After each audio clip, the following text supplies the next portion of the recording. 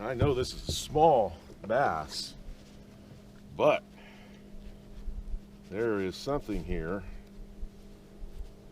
that I want you to notice, and that's the color of the eyes.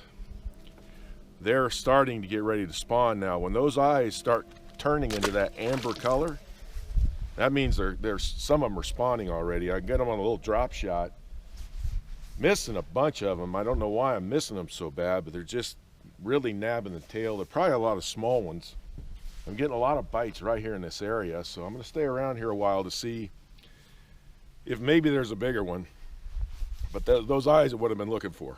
That is the key to those guys spawning out here.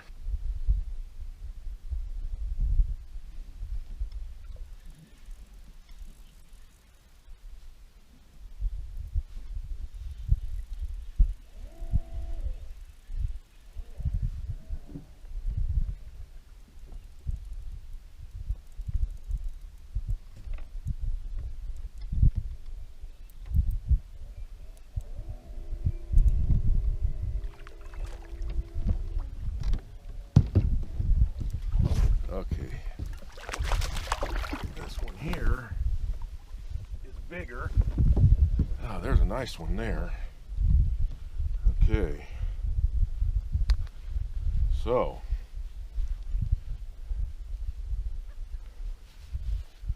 I got them all tangled up here. All right, there we go. All right, I want to show you something here. This one here go about 1.25 pounds, 1.5 pounds. This is a nice one. Look at that red mouth. So that's all crawdads right there. Catching them up on this muddy point right here. And I find that to be one of the keys when the crawdads are moving around out here. You would think they'd all be in the rocks. I have found them, they get in the mud. And that's how I'm catching these bass over here. I'm just throwing right in that mud and they're biting like crazy. Hey everybody, it's Dalton. I'm out here at NACIMIENTO. It's Saturday, and man, I caught a lot of fish today. First part of the video, the drop shot was just working this morning. Real quick, as soon as I got on the water today, it was 55 degrees. So, you know, I got out here early this morning. That's good to see it that early in the morning, 55 degrees. These bass are definitely spawning out here, and I'm finding right now that the smaller ones I think are spawning first, and I can always tell by the eye color of the bass. These spotted bass, they get an amber color in their eyes this time of year, and that means they're spawning, and it never fails. It's that way year after year. So this morning, you know, the drop shot worked really good, and what I was doing, the way I caught my bass today, I didn't get anything off the bluff walls. I was surprised. I had a Senko set up, Texas rig Senko. Sometimes I blister them with that thing, but today it didn't do any good at all. It was really any point that was relatively a muddy point with maybe a few rocks around it. Not a lot of rocks, just a few, but a muddy point, because it just seems like there's a lot of bait that was hanging around there today.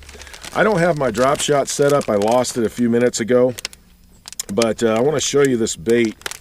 If I can get it open. Oh, there it is. Well, now it's too open. But at any rate, talk about a mess. This is the Dream Shad by Strike King. I love these things for a drop shot. This particular color right here is called Moon Juice. And when you put this thing in the water, I'm not kidding you, it looks just like a minnow.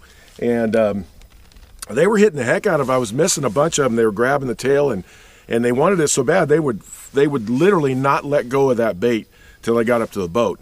And they had me tricked several times this morning. I didn't have them hooked. So what I did was I took about 1/4 inch off this, and I didn't miss any more. I started getting them. So those Dream Shots are really good. I use 10-pound test line and about a foot leader as far as the drop shot. One of the fish that I caught, you know, his mouth was really red, so I immediately went to a crankbait. This right here is a Strike King crankbait. It's a 5XD. And all I want to do is hit something with it. And I didn't get a lot today on this, but I did get some bites on it.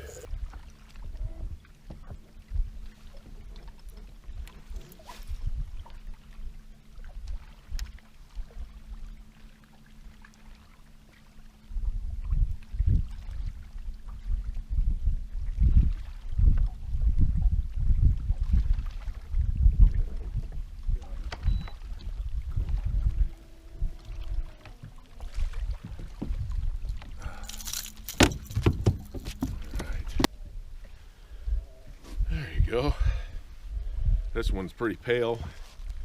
Just now coming up from the deep.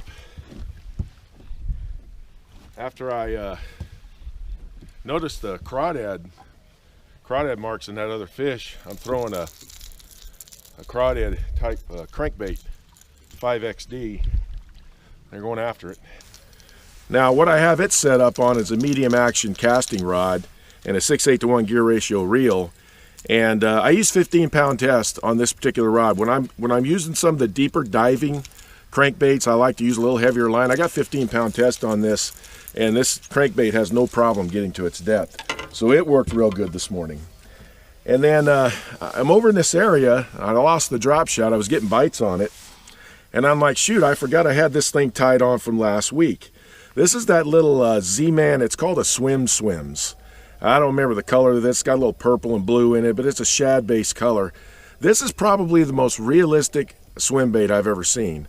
I just put it on a regular little jig head, the little Z-Man Ned Rig jig head on a 1/10 ounce. You might be better off using 6-pound test. I don't have any with me, so I used 8-pound test. And I got to tell you what, this thing was a blast.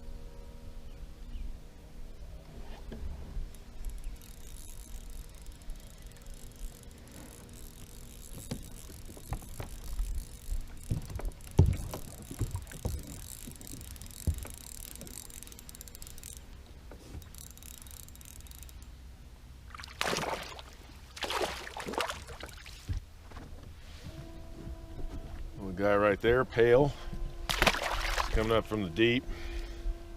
Little tiny swim bait. They cannot resist this when it gets across them. It's just, there's just no way. It looks too much like a little minnow. They try to resist it, they're not going to.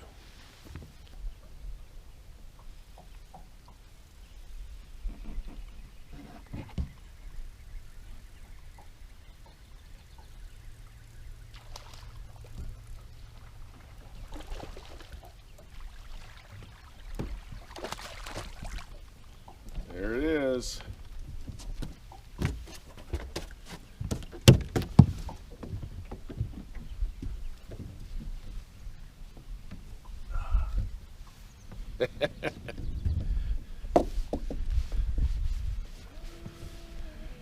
First crappie of the year.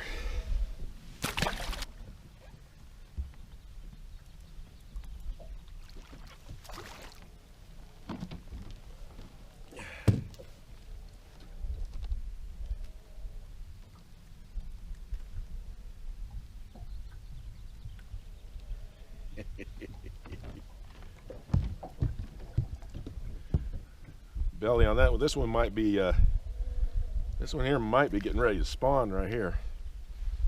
Pretty bass.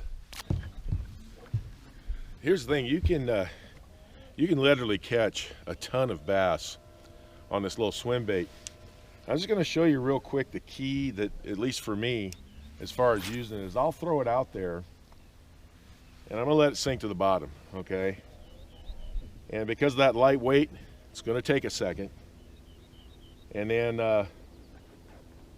it's almost there, almost there.